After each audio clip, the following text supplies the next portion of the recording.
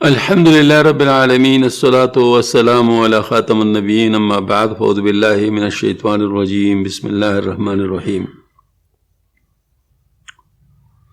وحضرت الأنفس الشح وإن تحسنوا وتتقوا فإن الله كان بما تعملون خبيرا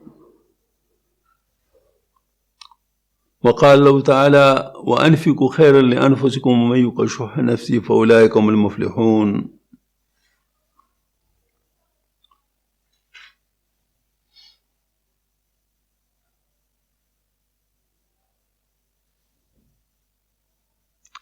وقال الله تعالى ولقد أتيناك سبعا من المثاني والقرآن العظيم لا تمدن عينيك إلى ما متعنا بأزواج منهم صدق الله العلي العظيم وصدق رسول النبي الكريم. معزز خواتین و حضرات،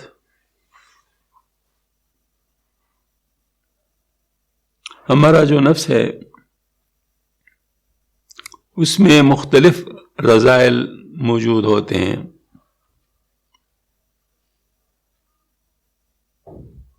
ان رذائل سے مختلف حرکات انسان سے سرزد ہوتی ہیں. یہ میں اس لیے کہتا ہوں کہ رذائل اور حرکات جو رذائل سے موجود ہوتے ہیں یہ دو مختلف چیزیں ہیں. رذائل کا موجود ہونا اس پہ گرفت نہیں ہے، لیکن ان رذائل سے جو حرکات وجود میں آتے ہیں بالاختیار، ان اختیار کے ساتھ اس پہ گرفت ہے. لہذا اگر کسی شخص نے وقتی طور پر رذائل کی مخالفت کی اور وہ نہ ہونے دیا جو ان رذائل کی وجہ سے ہو سکتا تھا تو بچ گیا اور اس پر اس کو اجر بھی ملے گا.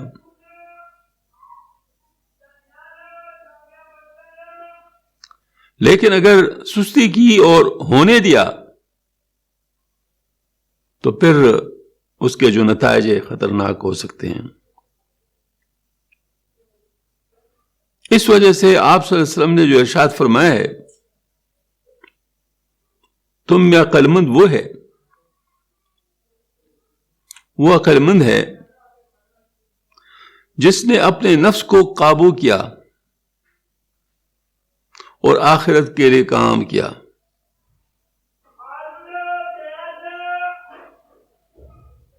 یہاں پر قابو کرنا فرمایا گیا ہے، ختم کرنا نہیں فرمایا گیا. جس نے اپنے نفس کو ختم کیا یا اپنے نفس کو مارا،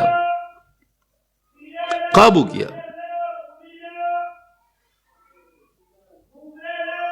اور آخرت کے لیے کام کیا.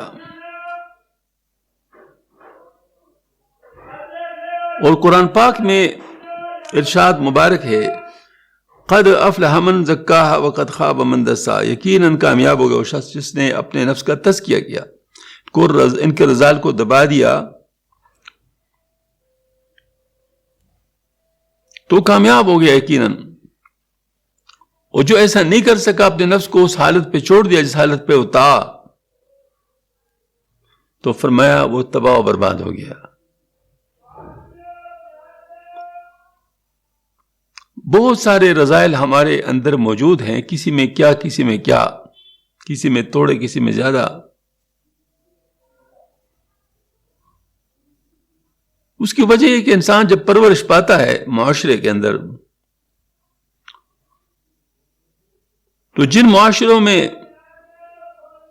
بعض چیزیں زیادہ پینے پی ہوئی ہوتی ہیں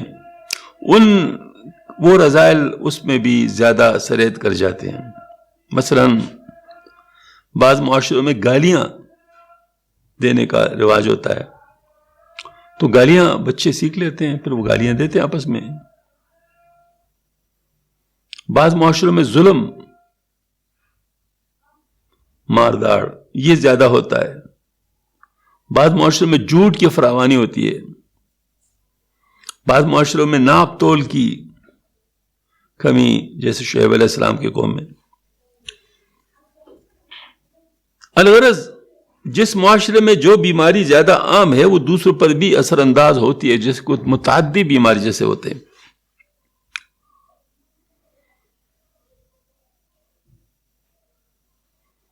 تو اس وقت جو اس سے بچتا ہے مشکل سے بچتا ہے، بچے گا تو بہت زیادہ اجر ملے گا. لیکن جب تک انسان کی اصلاح نہیں ہو چکی ہوتی، یعنی نفس پوری طور پہ قابو میں نہیں آیا ہوتا، اس وقت غلطی کا امکان، دوبارہ ہونے کا امکان بہت زیادہ ہوتا ہے. اس وجہ سے بہترین طریقہ تو اس معاملے میں نفس کی اصلاح ہے کہ اپنے نفس کی اصلاح کی جائے.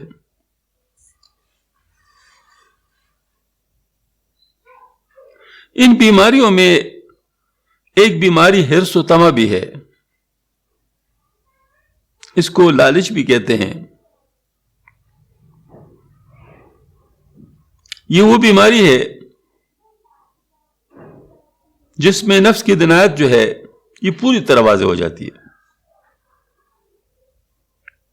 خصوصاً وہ حرص و طمع جس میں بخل بھی شامل ہو. ایسی چیز کو عربی میں شح کہتے ہیں.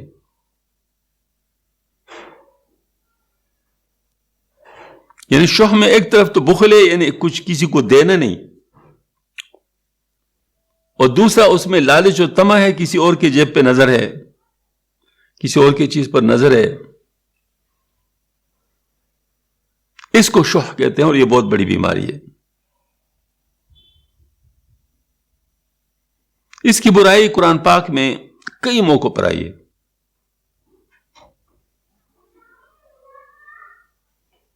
خان کی زندگی جو ناگواری ہے اکثر اسی وجہ سے ہوتی ہے.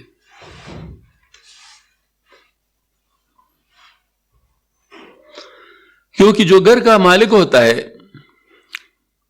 بخل کی وجہ سے زیادہ دینا نہیں چاہتا، اور گھر کے جو لوگ ہوتے ہیں وہ زیادہ مانگتے ہیں، تو ظاہر ہے میچنگ نہیں ہے.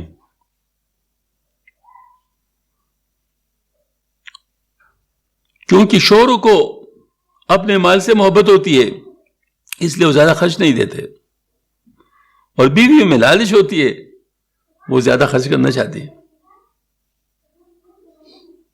اس طرح اگر ایک شخص کی کئی بیویاں ہوں تو ہر بیوی اپنے شوہر پر زیادہ حق جتاتی ہے. مثلا ایک بیوی پہلے ہوگی تو دوسری بعد میں دوسری آئے گی، تو پہلے ہو کہ میں تو پہلے ہوں، میں نے تو اس کے ساتھ ہر حالت میں گزارا کیا ہے، تو اب اس کو مجھے میرے ساتھ مطلب وہ زیادہ تعلق رکھنا چاہیے. اور دوسری ہوتی ہے کہ ظاہر میں دوسری پہ آئی ہوں تو آخر قربانی دی ہے، تو اب اس قربانی کا بدلہ مجھے ملنا چاہیے. دونوں کے پاس اپنے اپنے دلائل ہوتے ہیں، اور شوہر میاں کے ساتھ اپنے دلائل ہوتے ہیں. نتیجتاً مسائل کا بازار گرم ہوتا ہے. کوئی لمحہ اس گھر میں آرام کا نہیں ہوتا، ہر وقت پریشانی پریشانی، شور شرابہ، لڑائی جھگڑا، اور بعض دفعہ یہ بہت زیادہ آگے چلی جاتی ہے اور خاندانوں کے اندر لڑائی کے باعث بن جاتی ہے. دو خاندان آپس میں ٹکرا جاتے ہیں، بعض دفعہ معاملہ عدالتوں تک چلے جاتا ہے، اور دوسرے لوگوں کو درمیان میں شر ڈالنے کا بڑا موقع ملتا ہے.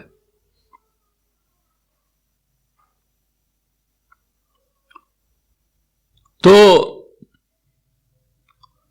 اس سے خانگی معاملوں میں جو کشمکش پیدا ہوتی ہے اس سے سارے گھر کا روحانی نظام گڑبڑ ہو جاتا ہے. ظاہر ہے اس کا علاج یہ ہے کہ باہم احسان و ایثار کا سلوک کا ماحول ہو، اور ہر ایک دوسرے کے لیے اپنا آرام اور اس کی تکلیف کو اپنا تکلیف سمجھے، تو پھر وہی گھر جو پہلے غمگدہ تھا عشرت کدہ بن سکتا ہے. میاں بیوی کے درمیان جو خانگی اختلافات ہے اس کے سلسلے میں قرآن پاک میں آتا ہے وَأُحْضِرَتِ الْأَنفُسُ الشُّحَّ وَإِن تُحْسِنُوا وَتَتَّقُوا فَإِنَّ اللَّهَ كَانَ بِمَا تَعْمَلُونَ خَبِيرًا. اور طبیعتوں میں حرص دھری ہے، اور اگر تم احسان کرو، تقوی اختیار کرو، تو اللہ کو تمہارے کاموں کی ساری خبر ہے. یعنی میاں بیوی دونوں اگر حرص اور لالچ چھوڑ دیں اور احسان و تقوی کی راہ اختیار کریں تو اللہ جو ہر ایک کے کاموں سے واقف ہے سب کو ان کے کاموں کے مطابق جزا دے گا.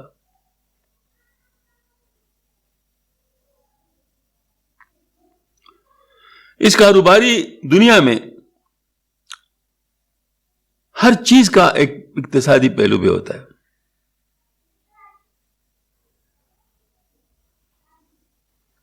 جب تک انسان اپنی حرص و طمع کو روک کر اچھے کاموں پہ روپیہ خرچ نہیں کرے گا وہ کامیابی حاصل نہیں کر سکتا، خواہ کامیابی دین کی ہو یا دنیا کی. اس کے لیے ارشاد فرمایا ہے اللہ پاک نے وَأَنفِقُوا خَيْرًا لِأَنفُسِكُمْ، اور خرچ کرو اپنے لیے، بلائی کرو. وَمَن يُوقَ شُحَّ نَفْسِهِ فَأُولَٰئِكَ هُمُ الْمُفْلِحُونَ، اور جو اپنے جی کے حرص سے بچ گیا وہی کامیاب ہے.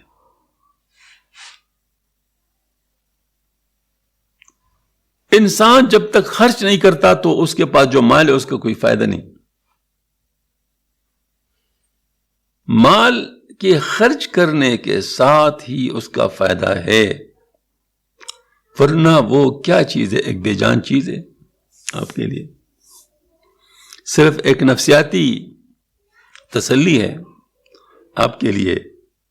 اس وقت تک آپ اس سے کوئی فائدہ نہیں اٹھا سکتے. اس کی بہترین مثال بجلی ہے. بجلی کیا چیز ہے؟ یہ ہے فلو آف الیکٹرانز، یعنی الیکٹرانز کی جو موومنٹ ہے، حرکت ہے، وہ بجلی ہے. اگر یہ حرکت رک جائے تو بجلی نہیں ہے، جب یہ حرکت چل پڑے تو بجلی ہے. تو اسی طریقے سے معاشرے کے اندر اگر پیسہ خرچ ہو رہا ہو تو اس کا فائدہ ہے، خرچ نہیں ہو رہا ہو تو اس کا فائدہ نہیں ہے. خرچ تو کرنا پڑے گا، البتہ اسراف سے بچنا ہے، بلا وجہ خرچ نہیں کرنا، اسراف سے بچنا ہے. اس سحری کے لیے فرمایا کلوا واشربوا ولا تسرفوا، نہیں مطلب فرمایا کہ نہیں کلوا واشربوا ولا تسرفوا، مطلب کھاؤ پیو مگر خرچ نہ کرو، وہ اسراف نہ کرو. تو اسراف سے بچنا ضروری ہے، اسراف سے بچنا بہت ضروری ہے. اسراف کیا ہے؟ جہاں 2 روپے خرچ کرنے وہاں انسان 5 روپے خرچ کر لے تو اسراف ہے. ضرورت سے زیادہ خرچ کرنا، لیکن صحیح موقع پہ. ضرورت سے زیادہ خرچ، مثلا کپڑے اپنی حیثیت سے بڑھ کر آدمی لے تو اسراف ہے. گاڑی اپنی حیثیت سے بڑھ کر لے تو اسراف ہے. اپنے کھانے پینے پہ ذرا زیادہ خرچ کرے، مطلب جس کو کہتے ہیں نا اپنی حیثیت سے زیادہ، تو اسراف ہے. لیکن بلا وجہ خرچ کرنا، جس کی خرچ کرنے کا اجازت ہی نہ ہو وہاں خرچ کرنا، وہ تبذیر ہے. اس کے لیے فرمایا ان المبذرین کانوا اخوان الشیاطین، بے شک بے جا خرچ کرنے والے وہ شیطان کے بھائی ہیں. کیونکہ بے جا خرچ کرنے کے ساتھ بہت سارے مسائل ہو جاتے ہیں، بہت سارے، تھوڑے نہیں. اس سے لوگوں کا چین اور سکون لٹ جاتا ہے، اور اس سے جو ہے نا مطلب ہے کہ معاشرے کے اندر بہت سارے فساد کے راستے کھل جاتے ہیں. یہ مہندی کا رسم ہوتی ہے، اس پر لوگ بےتحاشا خرچ کرتے ہیں. حیرت ہوتی ہے کہ بھائی کرتے کیوں کرتے ہیں، کیا بات ہے بھائی؟ شادی تو 2 بول کی بات ہے.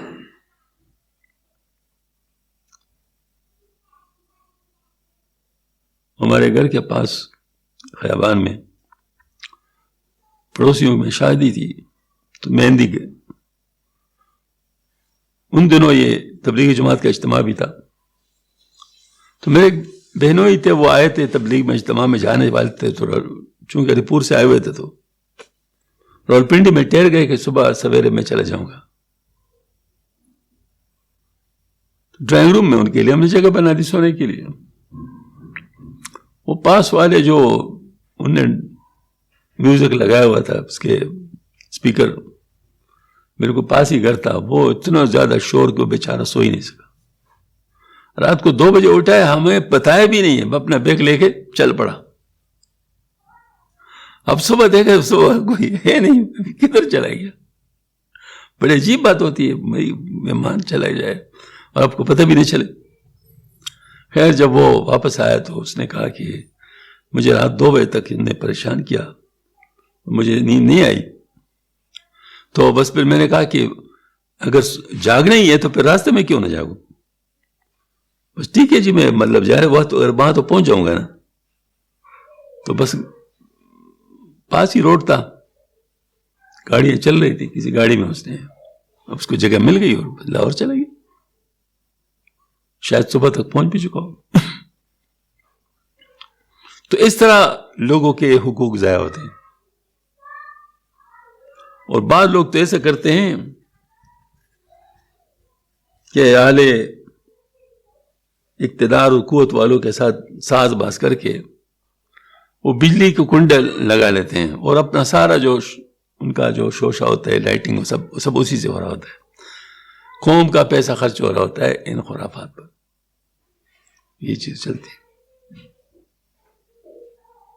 کیونکہ مال مفت برحم، جو کنٹرول کرنے والے آپ اس کو صرف کھانے کھلائے تو اس پر بھی دے دے گا، یاد دے دے گا. ہاں جی، تو یہ چیز ہوتی ہے. تو ایک موقع پر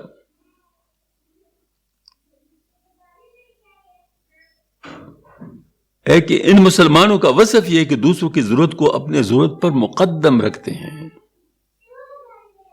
ایثار بہت بڑی بات ہے. یعنی مجھے بھی ضرورت ہے لیکن میں دیکھتا ہوں کہ دوسروں کو زیادہ ضرورت ہے. اس کا ایک عجیب واقعہ بتاتا ہوں. حضرت مولانا تقی عثمانی صاحب نے واقعہ بتایا. فرمایا کہ مکہ مکرمہ میں ایک تاجر تھے. اس کے پاس ایک شخص آیا، کپڑے کا تاجر تھا. دیکھا ایک تان کو پسند کر لیا، قیمت بھی طے ہو گئی. وہ پیسے دے کر اس تان کو لے جانا چاہتا تھا.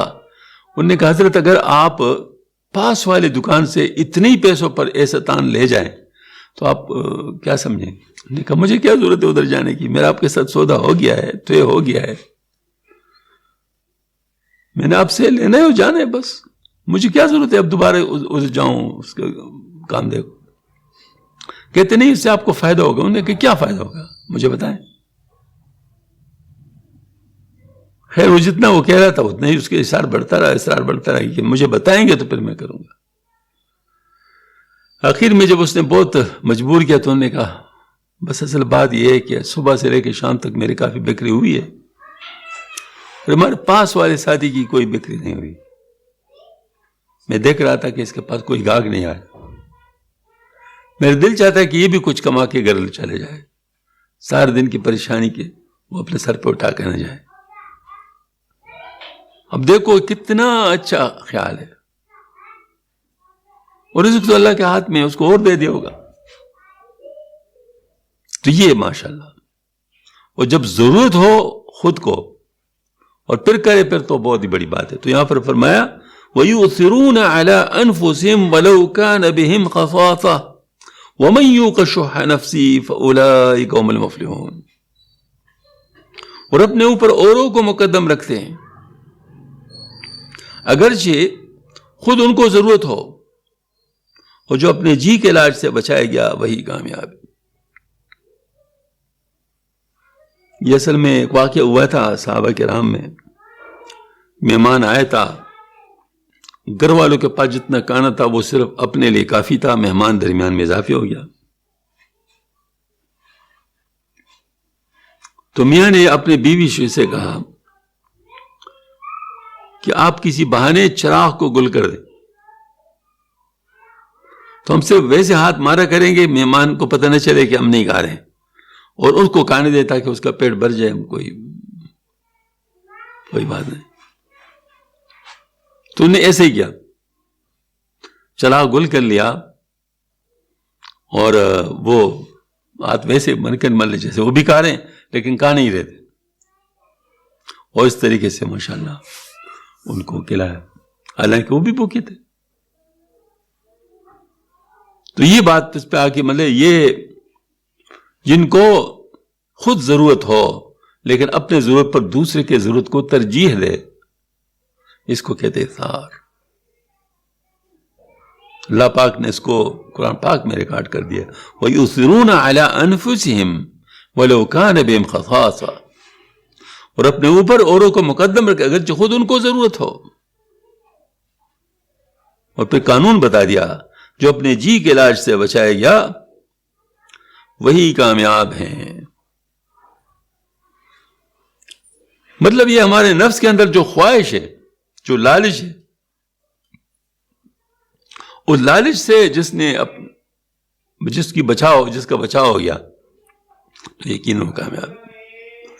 اس کا مطلب ہمارے ناکامی میں بہت بڑا ذمہ دار ہے ہمارا لالچ۔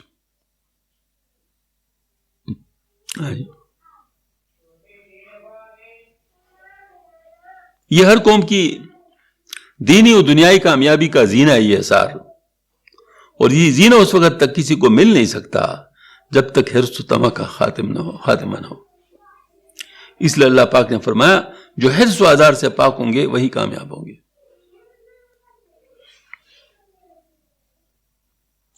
لالچ یہ نہیں ہے کہ اپنے مال کو خرچ نہیں کرتا بلکہ دوسرے کے مال پر بھی نظر رکھتا ہے اور چاہتا ہے کہ وہ سب کا سب اس کو مل جائے۔ ایسی بات اسلام میں اجازت نہیں دیتا، کیوں اس میں دو اور بد اخلاقیاں شامل ہو گئی ہیں۔ اس میں ایک تو بخل ہے اور دوسرا حسد ہے۔ بخل کی وجہ سے خود کچھ دے نہیں سکتا کسی کو، اور حسد کی وجہ سے دوسروں کے مال پر نظر ہے کہ یہ بھی میرا ہوتا تو اچھا تھا۔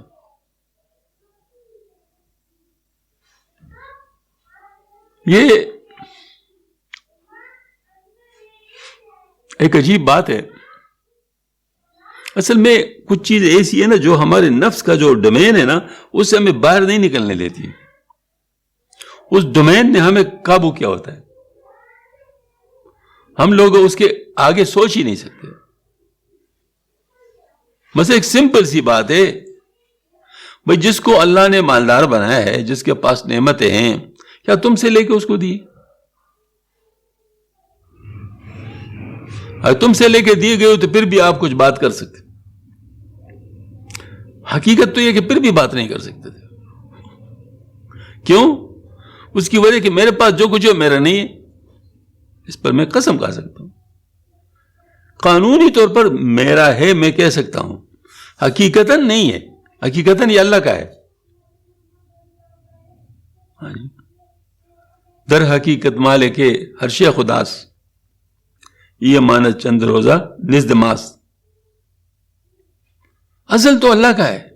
اب اللہ پاک اگر مجھ سے لے کے کسی اور کو دے دے پھر بھی مجھے انکار کی گنجائش نہیں ہے، لیکن محدود نظر والے کے لیے چلو وہ بات پھر بھی کسی نہ کسی درجے میں وہ کر سکتا ہوگا، لیکن آپ سے نہیں لیا، خود اپنی طرف سے دیا ہے، پھر آپ کو اعتراض کرنے کا کیا حق ہے؟ اور یہ اعتراض ہے کس پر؟ لینے والے پر یا دینے والے پر ہے؟ یہ جو نعمت لینے والا ہے اس پر ہے، جو نعمت دینے والا ہے؟ تو حقیقت میں تو بات بڑی خطرناک ہے، دینے والے پہ بات جاتی ہے۔ ہاں جی، یہ بات کفر تک انسان کو لے جا سکتی ہے۔ لیکن عرفی طور پر ہم کہتے ہیں کہ لینے والے پر ہے، مطلب ظاہر ہے مطلب جو لے رہا ہے اس کے ساتھ اثر ہے۔ اب یہ دیکھیں، اگر اتنی سی بات ہم سمجھ جائیں تو حسد کے لیے کوئی گنجائش ہی نہ ہو۔ حسد کے لیے کوئی گنجائش ہی نہ ہو۔ دیکھیں ایک شخص ہے، اس کے پاس مال ہے، اگر میرے پاس ہوتا اور اس کے پاس نہ ہوتا تو میری ذمہ داری تھی کہ میں اس کو بھی دوں، پڑوس کے لحاظ سے، رشتہ داری کے لحاظ سے، جسی لحاظ سے بھی ہو، میری ذمہ داری ہوتی کہ میں اس کو بھی دوں۔ اب کم از کم وہ خود کفیل ہے، میں مجھ سے کم از کم مطالبہ نہیں کر رہا، میں اس طرف سے آزاد ہوں، تو مجھے فائدہ ہے یا نہیں ہے؟ اس لحاظ سے تو مجھے بھی فائدہ ہے اس کے مالدار ہونے کا۔ تو کسی کو مال ملنے پر انسان ایسا خوش ہو جائے جیسا کہ وہ خود اس کو ملا ہے۔ اگرچہ ایسے لوگ بہت کم ہیں، لیکن جو ہیں وہ واقعی خوش نصیب ہے، وہ واقعی خوش نصیب ہے کہ دوسروں کو ملنے سے بھی ایسے خوش ہو جیسے کہ خود اس کو ملتا ہو۔ تو یہاں پر یہ بات آ گئی کہ اس میں بخل بھی شامل ہے اور دوسری بات یہ کہ حسد بھی۔ تو اللہ پاک فرماتے وَلَا تَتَمَنَّوْا مَا فَضَّلَ اللَّهُ بِهِ بَعْضَكُمْ عَلَى بَعْضٍ لِلرِّجَالِ نَصِيبٌ مِّمَّا اكْتَسَبُوا وَلِلنِّسَاءِ نَصِيبٌ مِّمَّا اكْتَسَبْنَ وَاسْأَلُوا اللَّهَ مِن فَضْلِهِ إِنَّ اللَّهَ كَانَ بِكُلِّ شَيْءٍ عَلِيمًا۔ بالکل کلیئر کٹ، کرسٹل کلیئر بات۔ اور اس کی ہوس نہ کرو جس میں اللہ نے ایک کو دوسرے پر بڑھائی دیے۔ مردوں کے لیے ان کی کمائی اور عورتوں کے لیے ان کی۔ ہاں تم بھی اللہ سے مانگو اور اللہ سے مانگو اس کے فضل سے میں سے حصہ، بے شک اللہ پاک ہر چیز کو جانتا ہے۔ طلب ہے آپ کو، طلب پر کوئی پابندی نہیں، آپ کیا کریں اللہ پاک سے مانگو، یا اللہ تو میرے طلب کو پورا فرما دے، کام ہو جائے گا۔ اللہ سے مانگو۔ جتنا آپ کسی کو دیکھتے ہیں کہ اس کے پاس مال ہے، آسائش ہے، وہی چیز اپنے لیے مانگو۔ اللہ سے مانگنے میں تو کوئی مسئلہ نہیں۔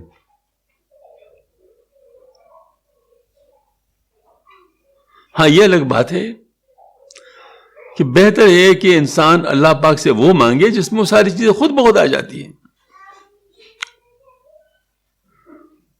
اب مثلا میں مال مانگتا ہوں اور مال مجھے دے اور اللہ سکون نہ دے، پھر کیا کرو گے؟ مال سے جو مطلب ہے، مطلوب ہے، وہ کیا چیز ہے؟ سکون مطلوب ہے۔ سکون آپ کو نہیں دیا، مال دے دیا، وہ مال تو مصیبت ہے۔ تو اللہ سے سکون طلب کرو، اطمینان طلب کرو، دل کی خوشی طلب کرو، اور پھر اس سے آخرت کی خوشی طلب کر لو، کیونکہ اصل میں یہاں تو فانی ہے سارا کچھ، اصل خوشیاں تو وہاں کی ہے۔ اگر کسی کو وہاں کی خوشیاں مل گئی تو اس کو سب کچھ مل گیا، وہاں کی مصیبتیں مل گئی تو ہر مصیبت بہت نقصان میں پڑ گیا۔ تو اس لیے فرمایا اور اس کی ہوس نہ کرو جس میں اللہ نے ایک کو دوسرے پر بڑھائی دی ہے، مردوں کے لیے ان کی کمائی، عورتوں کے لیے ان کی، اور اللہ سے مانگو اس کے فضل میں سے حصہ، بے شک اللہ پاک ہر چیز کو جانتا ہے۔ مطلب یہ ہے کہ اللہ نے کسی چیز میں کسی کو بڑائی بخش تو کوئی دوسرا اس کی ہوس اس خیال سے نہ کرے کہ اس کو یہ کیسے اور کیوں مل گئی، کاش خود اسے ملتی، بلکہ اس کو اللہ تعالیٰ کے سامنے اس کے مطلق فیض و کرم سے اپنا حصہ طلب کرنے کے لیے ہاتھ پھیلانا چاہیے، کیونکہ اللہ پاک نے یہ سب کو وہ دیا ہے، ایجاد دی ہے کہ وہ کیا کرے، ماشاءاللہ اللہ پاک سے مانگے جو بھی اس کی ضرورت ہے۔ اگر اس کی مصلحت کا اقتضا ہوگا تو عنایت کرے گا۔ اس تعلیم پر عمل کرنے سے طبیعت میں قناعت پیدا ہوگی اور ساتھ ہی دوسرے پر حسد کرنے کا جذبہ بھی جاتا رہے گا۔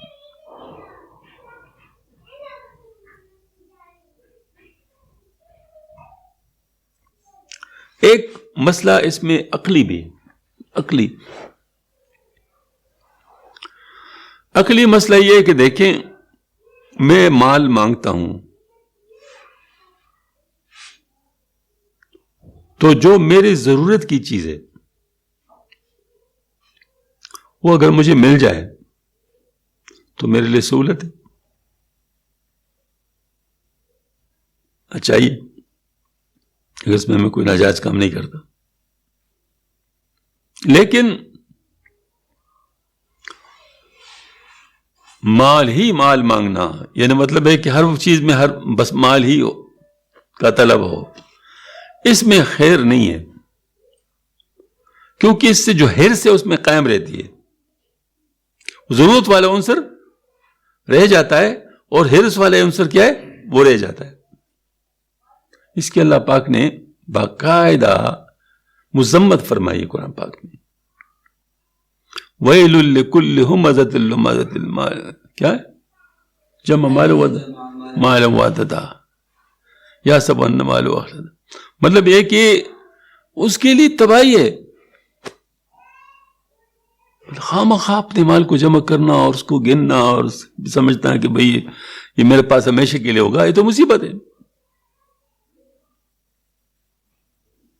آپ صلی اللہ علیہ وسلم کو اللہ جل شانہ نے اختیار دیا کہ آپ چاہیں تو یہود کا پہاڑ سونے کا بنا دیا جائے اور تیرے ساتھ چلے، لیکن آپ صلی اللہ علیہ وسلم نے فقر کو قبول فرمایا کہ ایک وقت ہو اس پہ شکر کرو، ایک وقت نہ ہو اس پہ صبر کرو. تو یہ اصل میں بات یہ ہے کہ چونکہ جن کے سامنے آخرت کی زندگی ہو، وہ اس دنیا کو کافی نہیں سمجھتا. اس کی دنیا میں، اس کے نظر میں صرف یہ دنیا نہیں ہوتی بلکہ وہ ہوتی ہے. وہ اس کو اس کے لیے ذریعہ بناتے ہیں. تو مجھے پیاس لگ گئی، میں اللہ تعالیٰ سے پانی مانگتا ہوں، یہ بڑی اچھی بات ہے، لیکن پانی کو پینے کے ساتھ میں اگر یہ بھی ساتھ کہوں کہ اللہ وہ حشر کے پیاس سے مجھے بچا دے، کیونکہ مجھے پیاس کا احساس ہو گیا نا کہ پیاس ہے، اور پیاس کیا کرتا ہے. تو یہاں تو ایک محدود زندگی ہے، پیاس سے کوئی مر بھی گیا تو بس اتنی ہی تکلیف ہوگی نا، لیکن وہاں کا پیاس، اس کے ساتھ کیا کریں گے آپ؟ تو یہ مطلب یہ کہ اگر پیاس مجھے یاد آ گیا کہ پیاس ایسی چیز ہے تو میں پھر اللہ تعالیٰ سے وہاں کی پیاس کا بھی دعا کروں کہ اللہ وہاں کی پیاس سے مجھے بچائے. بھوک لگ گئی ہے، مجھے کوئی نعمت والی چیز، اچھی چیز مل گئی جو مجھے پسند ہے، اس وقت ساتھ یہ دعا کرے کہ اللہ جنت کے پلوں سے بھی مجھے محروم نہ فرما، جنت کی نعمتیں بھی نصیب فرما دے. دیکھو آپ صلی اللہ علیہ وسلم آئینے میں دیکھ رہے ہیں، آئینے میں کیسی پیاری دعا ہے کہ اللہ جس طرح تو نے میری صورت اچھی بنائی ہے اس طرح میری سیرت بھی اچھی بنا دو. کیا خوبصورت بات ہے کہ صورت سے سیرت پہ ذہن چلا گیا. تو بس ہم لوگ اصل معاملہ تو وہاں کا رکھے.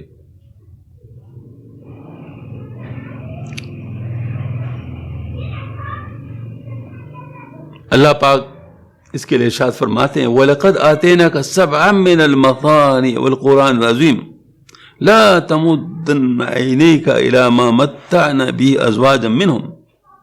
اور بے شک ہم نے تجھ کو دین 7 آیتیں اور قرآن جس کا درجہ بڑا ہے، تو اپنے آنکھیں ان چیزوں پر مت پسار جو ہم نے ان میں سے مختلف لوگوں کو فائدہ اٹھانے کو دیے.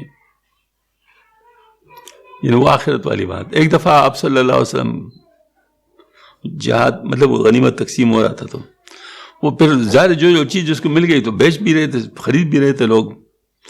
تو کچھ رات اس میں بڑے تیز ہوتے ہیں، تو ایک شخص نے بہت سارا مال کما لیا، چاندی، وہ کیا چاندی پتہ نہیں کتنا بات تھی اس وقت مجھے یاد نہیں ہے.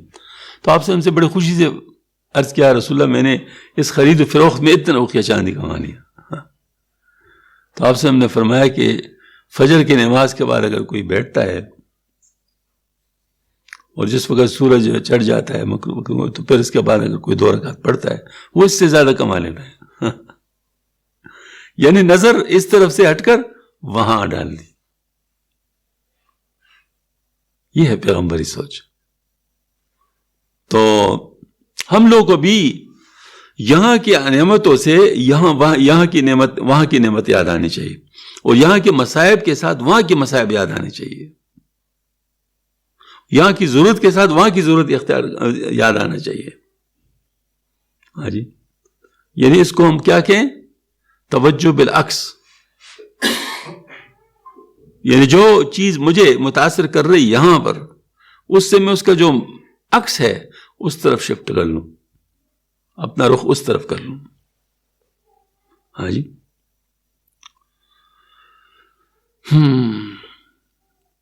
یہی ہے رستم کا جذبہ ہے جو ایک دوسرے کی جان لے لینے اور مال چھین لینے پر ابھارتا ہے. دنیا میں جتنی لڑائیاں ہوتی ہیں کس وجہ سے, زیادہ تر اسی وجہ سے ہوتی ہے. اب چونکہ ظلم ہی ہے نا, تو اب پھر اس میں ظلم میں تو پھر یہ نہیں دیکھا جاتا نا کہ کس سے میں لے رہا ہوں. تو ظاہر ہے اس میں تو یہی سوچ جا رہا ہے کہ کوئی کمزور ہو تو اسے میں لے لوں. تو یہ آپ نے دیکھا کہ گاؤں وغیرہ میں قبضہ گروپ ہوتے ہیں, تو قبضہ گروپ والے جو ہوتے ہیں وہ اپنے طاقت کے بل پر, اپنے رسوخ کے بل پر بیواؤں اور یتیموں اور کمزوروں ان کے زمینوں پہ قبضہ کر لیتے ہیں, ایک طریقے سے کہ ان کو بیچنے نہیں دیتے. ان کو یہ جتا دیتے ہیں کہ تم اگر بیچو گے تو صرف ہمیں بیچ سکتے ہو, اور پھر اپنی مرضی کی قیمت بھی لگا لیتے ہیں. ان کو پتہ ہوتا ہے کہ ہمیں کچھ ملے گا تو نہیں, تو چلو جتنا مل رہا ہے وہ تو لے لینا. تو ان کے انگوٹھے لگوا کر اپنے ناموں کر لیتے. اس طرح چیزیں چلتی. تو یہ معاملہ چلتا رہتا ہے اس طرح. آپ صلی اللہ علیہ وسلم نے صحابہ سے فرمایا, حرص و طمع سے بچو, کسی نے تم سے پہلوں کو برباد کیا, اسی نے ان کو آمادہ کیا, ان نے خون بہایا اور حرام کو حلال سمجھا. یہ صحیح مسلم کی روایت ہے. البتہ صحیح ابن حبان اور حاکم میں سے زیادہ مفصل ہے, جس میں ارشاد فرماتے ہیں کہ حرص سے بچو, کیونکہ اسی نے اس اگلوں کو اس کی دعوت دی کہ ان نے بے گناہوں کا خون بہایا. اسی نے اگلوں کو دعوت دی کہ ان نے رشتہ کا حق کو کاٹا. اسی نے اگلوں کی دعوت دی کہ اس کے حرص کو, اس کے حرام کو حلال سمجھا. دیکھتے ہیں ہم لوگ اپنے فیملیز میں ارد گرد دیکھتے ہیں, تو فیملیز کے اندر کچھ لوگ ایسے ہوتے ہیں تو ذرا بدماش ٹائپ کے نکل آتے, باقی لوگ ذرا امن پسند ہوتے ہیں. تو جو بدماش ٹائپ لوگ ہوتے ہیں وہ ان کو بزدل سمجھ کے وہ سارا کچھ ان سے ہتھیا لیتے ہیں. وہ دوسرے لوگ بھی کہتے ہیں بس مال کو بچائیں یا جان کو بچائیں. تو اس طریقے سے یہ ظلم چلتا رہتا ہے. تو یہ بات ہے. اور آپ صلی اللہ علیہ وسلم نے فرمایا, حرص سے بچو, کیونکہ اسی نے اگلوں کو اس کی دعوت دی, انہوں نے بے گناہوں کا خون بہایا. اسی نے اگلوں کو دعوت دی کہ انہوں نے رشتہ کا حق کاٹا. اس نے اگلوں کو دعوت دی کہ حرام کو حلال سمجھا. آپ صلی اللہ علیہ وسلم نے اپنے تقریر میں ارشاد فرمایا, حرص سے بچو, کیونکہ تم سے پہلے قومیں اسی حرص سے تباہ ہوئی.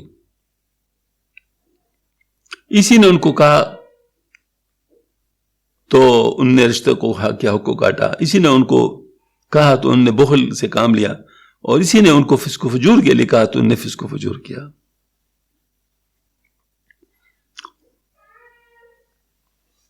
اب دیکھیں, مثال کے طور پر کسی کی ایک بیوی ہے,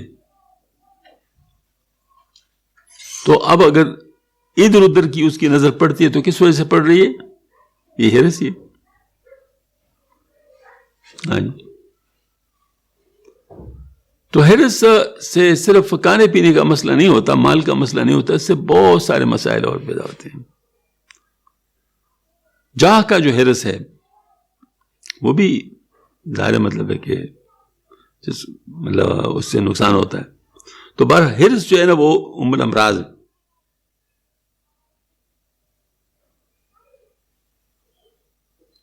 آپ صلی اللہ علیہ وسلم نے ارشاد فرمایا کہ انسان میں سب سے بری بات کھڑانے والی ہرس اور گھبرا دینے والی نامردی ہے. دونوں بہت خطرناک. ایک جو انسان کو کھڑاتے ہیں یعنی ہرس، اور دوسرا بزدلی جس کی وجہ سے انسان جو ہے نا مطلب ہے کہ کچھ کر نہیں سکتا. حریص آدمی کے لیے ہمیشہ غم، حریص آدمی اس لیے ہمیشہ غم میں کڑتا رہتا کہ نہیں ملا، وہ نہیں ملا، فلاں کے پاس یہ ہے، میرے پاس یہ نہیں ہے. اس لیے آپ صلی اللہ علیہ وسلم نے اس کو ہمیشہ غم اور کڑن میں رہنے والی کا فرمایا. ہمارے رشتہ داروں میں ایک رشتہ دار تھے جن کو کافی مال تھا، مالدار آدمی تھے، لیکن ان کے ساتھ بیٹھ کے نا تھوڑی دیر کے لیے بھی آپ بیٹھ جاتے ہیں نا تو پتہ چلتا کہ اس بیچارے کے پاس تو کچھ بھی نہیں، یہ تو بس ابھی مرا اور ابھی مرا، اس طرح ہوتا. تو یہ اب کتنی کمبختی ہے انسان کی، اللہ تعالیٰ بچائے، کہ سب کچھ ہوتے ہوئے انسان. اس کے مقابلے میں ایک لفظ ہے اللہ میں نصیب فرمایا، وہ ہے سیر چشمی. ہاں جی، سیر چشمی. ماشاءاللہ بعض لوگ کہتے کچھ بھی نہیں ہوتا، لیکن جب آپ ان سے پوچھ کہتے الحمدللہ بہت اچھا حال گزرا ہے. سیر چشمی انسان کے لیے بہت ماشاءاللہ یعنی خود اس کے لیے بھی مفید ہے اور دوسروں کے لیے بھی وہ مفید ہوتا ہے، کیونکہ سیر چشمی والے کسی اور کے مال پہ نظر نہیں رکھتا، نہ اس کی نظر لگتی ہے، نہ وہ کسی کو نقصان. وہ کہتے ہیں جی میرے پاس بہت کچھ ہے، مطلب اس کو جو ہے نا وہ پرواہ نہیں ہوتی.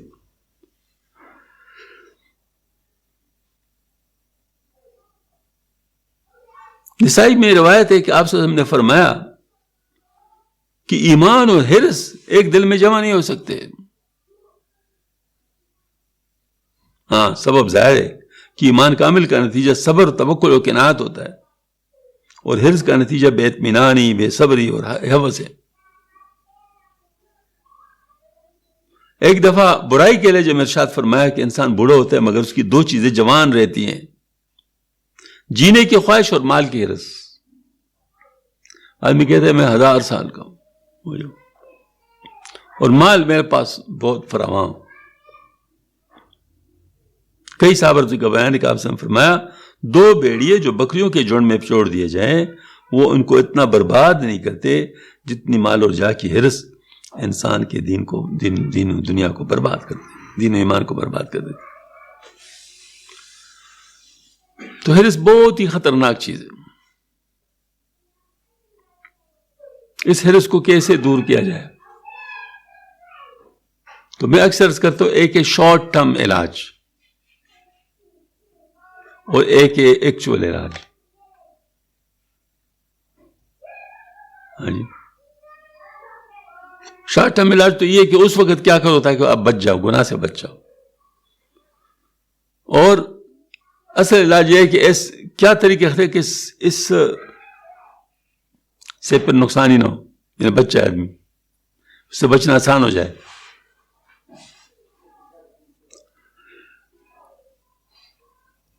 ہمارے حضرت مجلد صاحب رحمۃ اللہ جو فرمایا کہ 10 مقامات لازمی طے کرنے ہوں گے سلوک میں، ان میں ایک مقام جو ہے نا اس کو مقام قناعت بھی کہتے ہیں.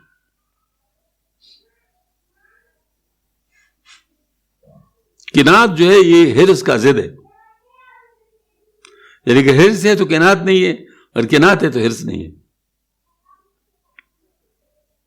لہذا اس مقام کو اگر کوئی طے کر لے تو پھر وہ سیر چشم بن جاتا ہے.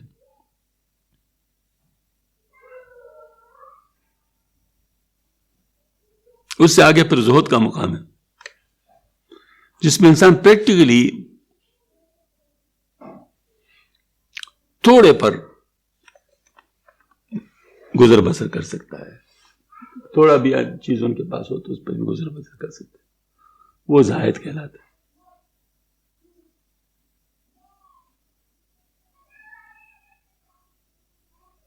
یہ دوسرے مذاہب میں بھی یہ چیز پائی جاتی ہے، کیونکہ اس سے جو نقصانات ہوتے ہیں وہ دنیا کے بھی ہوتے ہیں، لہٰذا ان لوگوں نے بھی اس سے کچھ ٹیکنیکس بنائی ہوتی ہے کہ اس سے جو ہے نا مطلب اپنے آپ کو بچائے، کم از کم وہ دنیا کے نقصانات سے تو بچ جائے. جیسے مثلا ہندو جوگی، ہاں جی، اور عیسائیوں میں جو ہے نا مطلب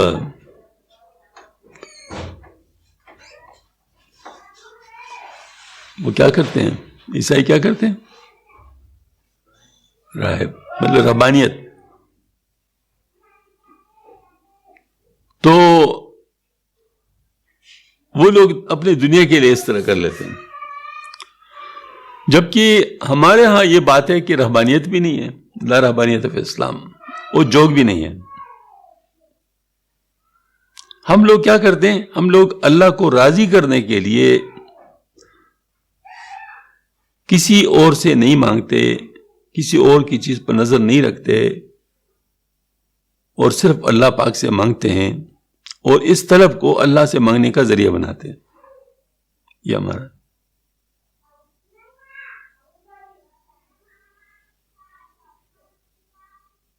حضرت سید سلیمان ندوی رحمۃ اللہ علیہ نے ارشاد فرمایا ایک موقع پر، ہمارے ہاں رہبانیت نہیں ہے، ہمارے ہاں رہبانیت نہیں ہے، ہماری رہبانیت یہ ہے کہ شباب ہو، موقع ہو، دعوت ہو، اور ہم کہیں کہ اللہ سے ڈرے. یہ ہماری رہبانیت ہے. یہ صرف ایک مثال ہے کئی چیزوں میں. بس آپ کو بہت کچھ پیسے مل جائے راستے میں پڑے ہوئے، لیکن آپ کی نظر اس پر نہ ہو، بلکہ اس کو اس تک پہنچانے کی نیت ہو کہ جو جس کے گم ہو چکے ہیں یا جس کے پڑے ہوئے.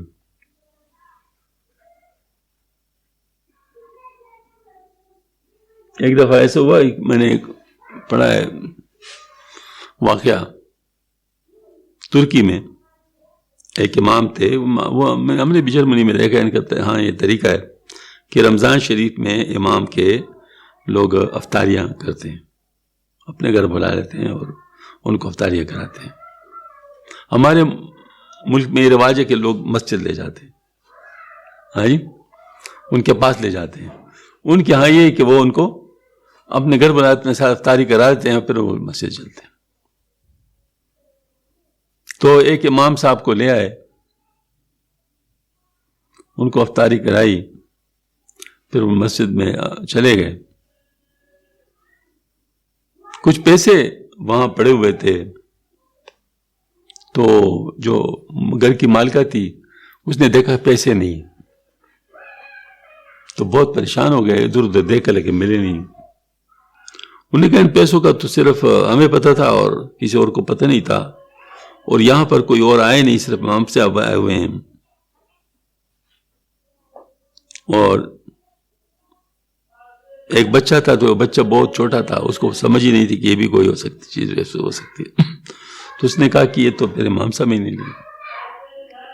تو جو گھر کے مالک تھے اس نے کہا ٹھیک ہے، لیکن کہا نہیں انہوں نے امام صاحب کو، البتہ دل اس سے میلا ہو گیا کہ اس نے ایسی غلط حرکت کی. پورے سال اس طرح. تو ان نے بھی کچھ نہیں کہا کہ کیوں آپ نہیں ملتے، لیکن بہرحال اگلی دفعہ رمضان شریف آیا تو پھر لوگ ان کی دعوتیں کرتے تھے. تو انہوں نے کہا اب کیا کریں، انہوں نے کہا کرنا تو چاہیے، کیونکہ لوگ کہیں گے پتہ نہیں کیوں کرتے ہیں، نہیں کرتے، کرنا تو چاہیے دعوت. تو ان کی دعوت کی، وہ آ گیا، اس کو بیچارے کو تو پتہ نہیں تھا. باتوں میں انہوں نے پوچھا کہ حضرت یہاں پر آپ کو کچھ محسوس ہو گیا پورے سال میں آپ کے ساتھ ملا نہیں، اور کیا اس طرح سے؟ کہتے ہاں مجھے محسوس تو ہو گیا تھا، لیکن پھر میں نے کہا ممکن ہے کوئی وجہ ہو، کوئی زیادہ زور میں نے اس پر نہیں دیا، لہذا آپ سے بات نہیں کی. انہوں نے کہا اس طرح بات ہوئی تھی. تو وہ امام صاحب رونے لگے. پھر کہا میں اس لیے نہیں رو رہا کہ آپ نے مجھ پر الزام لگایا، وہ بھی آپ نے لوگوں نے غلط کام کیا ہے، اگرچہ مجھے اس سے بڑی سخت تکلیف ہوئی ہے، لیکن میں اس لیے رو نہیں رہا. میں رونے کی بات اور ہے کہ افسوس آپ نے پورے سال قرآن پاک کو ٹچ بھی نہیں کیا. میں نے تو قرآن پاک میں رکھے تھے، چونکہ ہوا چل رہی تھی اور ادھر ادھر بکھر رہے تھے، تو ٹائم اتنا تھا نہیں، تو کوئی اور جگہ مجھے نہیں ملی، تو میں نے اٹھا کے قرآن پاک میں اس کے اندر رکھ لیے کہ کھولیں گے تو مل جائیں گے. پھر آپ کو بتانا یاد نہیں رہا. اور اس طریقے دیکھو پورے سال آپ لوگوں نے قرآن کو دیکھا بھی نہیں، اس پر میں رو رہا ہوں. ہاں جی. تو مطلب یہ ہے کہ قناعت جو ہے، قناعت یہ بہت بڑی دولت ہے، سرچشمی بہت بڑی دولت ہے. اگر کسی میں قناعت ہو تو اس کے دوست بہت ہوتے ہیں، دشمن نہیں ہوتے. اس کی وجہ کہ ان کو کسی کے مال پہ نظر نہیں ہوتی. یعنی اگر آپ قناعت والے ہیں تو لوگ بھی آپ سے خوش ہوں گے، اس کی وجہ کہ لوگوں کو آپ کس سلسلے میں کوئی تکلیف نہیں دیں گے، نہ روحانی مطلب جیسے نظر لگنا ہے، اور نہ جو ہے نا مطلب جسمانی کہ آپ ان کی کوئی نقصان پہنچائیں گے. اور اللہ بھی آپ سے راضی. مخلوق کو خوش کرنا ہے تو اس کے پاس جو کچھ ہے اس پہ نظر نہ رکھو. میں اکثر ایک بات کرتا ہوں، مڈل ایسٹ میں ہمارے لوگ جاتے ہیں،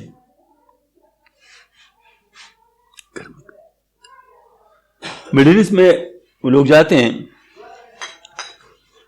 تو وہاں پر عرب حضرات ہیں، ان کا اپنا ایک پروٹوکول ہے. تو یہاں کے لوگ کہتے ہیں جی عرب بڑے وہ ہیں، مغرور ہیں، یا اس طرح ہے، مطلب اس طرح کرتے ہیں، اس طرح میں سے کہتا ہوں خدا کے بندو، آپ صرف ایک کام کرے پھر دیکھو وہ کیا کرتے ہیں. آپ صرف ایک کام کرے کہ آپ ان کی جیب پہ نظر نہ رکھے، بس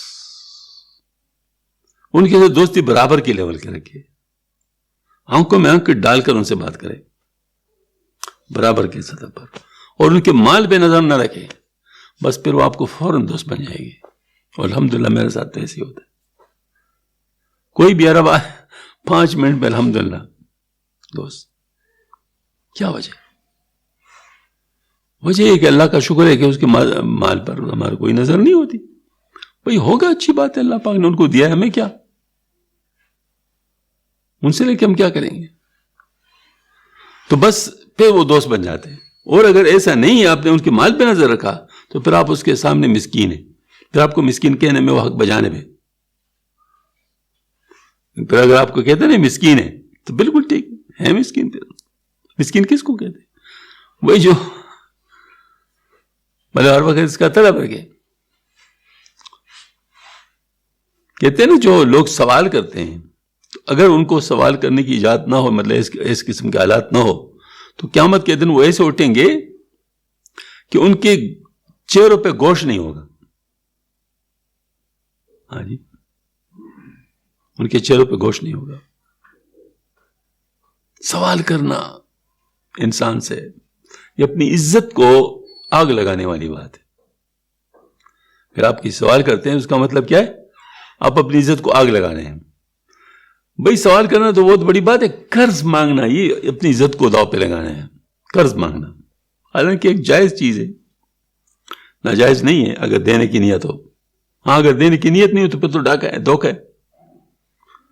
لیکن اگر دینے کی نیت ہو اور واقعی مجبور ہو کر آپ قرض لے رہے ہیں، تو یہ بھی کہتے ہیں ذلت کا جھنڈا ہے قرض.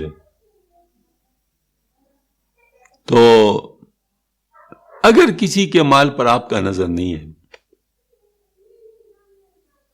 تو آپ کے لیے ان کے دل میں ایک مقام بنے گا. اور اگر آپ کے ان کے مال پر نظر ہے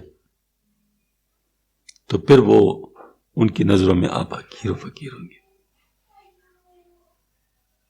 دوسری بات جو قناعت والی بات ہے کہ انسان میں جب قناعت نہیں ہوتی تو ہر وقت پریشان ہوتا ہے. یہ میرے پاس نہیں، یہ میرے پاس نہیں، یہ میرے پاس نہیں، یہ میرے پاس نہیں. اور جس میں قناعت ہوتی ہے وہ کہتے ہیں یہ میرے پاس ہے، یہ میرے پاس ہے، یہ میرے پاس ہے، یہ میرے پاس ہے. اب پازیٹو نیگیٹو تھنکنگ یہی ہوتی. کہتے اگر ایک گلاس رکھ لو جس میں جو آدھا بھرا اور آدھا خالی ہو، تو کسی سے پوچھو کہ گلاس کیسا ہے, مطلب تو جس نے کہا کہ آدھا بھرا ہوا ہے اس کی زندگی خوشگوار ہوگی, اور جس نے کہا کہ آدھا خالی ہے تو اس کی زندگی اجیر ہوگی. حالانکہ دونوں باتیں ایک ہی ہیں, دونوں باتیں ایک ہیں بھئی, آدھا بھرا بھی ہے آدھا خالی بھی ہے. لیکن جس کی مثبت پہ نظر جائے, پازیٹیو مائنڈڈ ہو, وہ ماشاء اللہ وہ خوش رہے گا. اب دیکھیے, میں اللہ نہ کرے میرے آنکھ میں اگر تکلیف ہے تو اگر میری نظر میں یہ کہ میری دوسری آنکھ بچی ہوئی ہے الحمدللہ, تو مجھے تکلیف کم ہوگی, صرف اسی آنکھ کی تکلیف. اور اگر مجھے صرف اسی آنکھ کے بارے میں سوچو کہ میرے مطلب ایک آنکھ میں تکلیف ہے, تو بس پھر پریشانی ہوگی. تو اگر دیکھا جائے تو ہمارے جسم میں جب بھی جہاں بھی تکلیف ہوگی تو باقی جگہ تو ٹھیک ہوتی ہیں. ہر آدمی ساری چیزیں بیمار نہیں ہوتی نا, تو جتنی ٹھیک ہے اس پر نظر ہو تو اس کی زندگی کامیاب ہوگی, اور جس کی جتنی خراب ہو اس پہ نظر ہو تو معاملہ خراب ہے. تو اس لیے پازیٹو مائنڈ ہونا یہ بہت بڑی بات ہے, جس میں بھی اللہ پاک رکھے یہ صفت. تو ہم لوگوں کو اپنی طبیعتوں کو سنوارنا چاہیے, اور عقل سے کام لینا چاہیے کہ زیادہ سے مسئلہ حل نہیں ہوتا.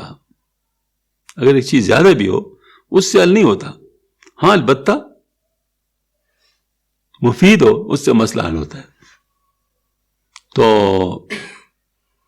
میں آپ کو کیا بتاؤں, دیکھو نا, ایک ہوتا ہے بھوک اور ایک ہوتا ہے سیر ہونا. میری تحقیق نہیں, ڈاکٹروں کی تحقیق ہے. وہ کہتے ہیں کہ مہینے میں نہیں پورے سال میں تقریباً مہینہ بھر اگر کوئی شخص 16 گھنٹے کے لگ بھگ بھوکا رہے تو یہ اس کی صحت کے لیے بہت مفید ہے. اس پر جاپان کے ڈاکٹر کو نوبل پرائز ملا ہے, یعنی اسی ریسرچ پر. تو یہ کیا چیز ہے, مسلمانوں کے پورے سال میں ایک مہینہ روزے ہوتے ہیں نا, اور یہ مختلف ہوتے ہیں, لیکن اگر پورے سال کا ایوریج لے تو کتنا ہوگا, یہی بنتا ہے نا اگر ایوریج لے, کیوں کبھی گرمیوں میں آتے کبھی سردیوں میں آتے, تو اگر ایوریج لے تو کتنا ہوگا, تو اتنا ہی ہوتا ہے. اور وہ ریسرچ کیا کہہ رہی ہے, وہ کہتے ہیں انسان کے باڈی کے اندر جو ایکسٹرا مطلب فضلات ہوتے ہیں, اگر اس کو آپ خرچ نہ کرے تو وہ جسم کے اوپر بوجھ بن جاتے ہیں.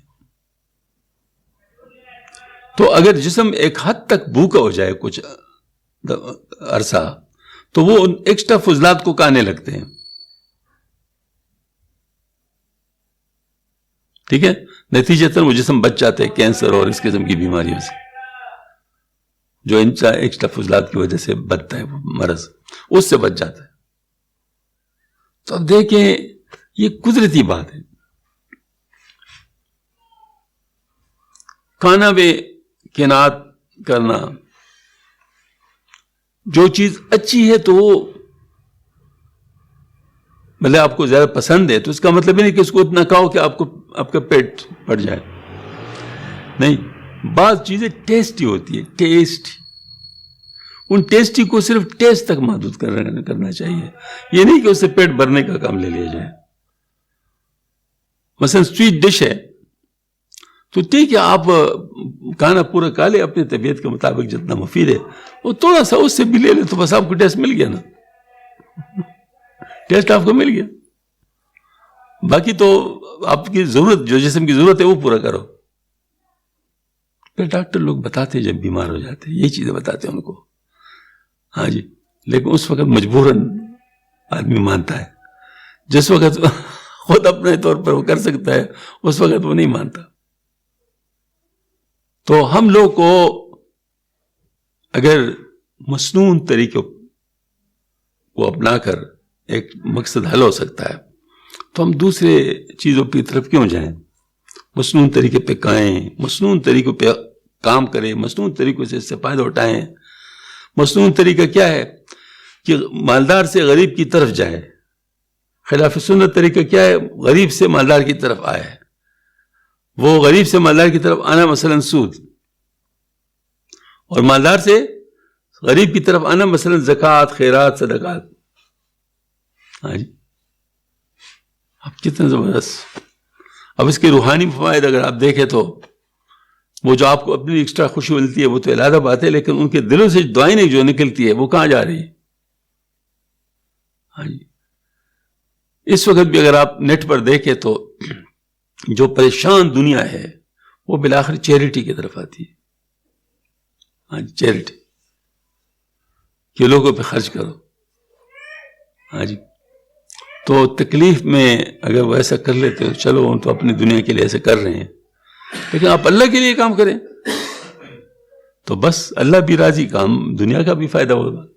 اللہ جل شانہ ہم سب کو ایسی باتوں پہ عمل کرنے کی توفیق عطا فرمائے، مجھے بھی اور آپ سب کو بھی. وآخر دعوانا الحمدللہ رب العالمین. ربنا تقبل منا انك انت السميع العليم وتب علينا انك التواب الرحيم. اللهم ارنا الحق الحق وارزقنا اتباعه وارنا الباطل باطلا وارزقنا اجتنابه. ربنا تقبل منا انك انت السميع العليم وتب علينا انك التواب الرحيم. سبحان ربك رب العزة